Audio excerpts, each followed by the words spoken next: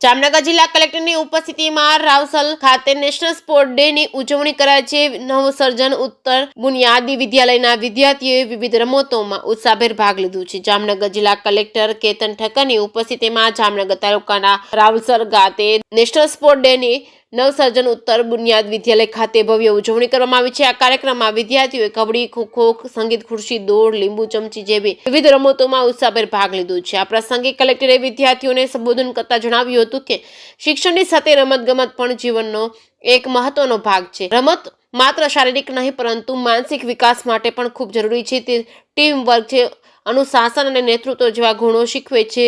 તેમણે મેજર ધ્યાનચંદ્રને યાદ કરીને તેમના જીવનમાંથી પ્રેરણા લેવા માટે પણ વિદ્યાર્થીઓને અનુરોધ કર્યો છે। આ કાર્યક્રમમાં જિલ્લા વિકાસ અધિકારી અંકિત પન્નુ તેમજ ગ્રામ્ય પ્રાંત અધિકારી બ્રિજેશ કાલરિયા, શાળાના આચાર્યો, શિક્ષકો મોટી સંખ્યામાં ઉપસ્થિત રહ્યા હતા। જે કેસની ગુજરાતી સાથે હર્ષલ ખંડેરિયા, જામનગર।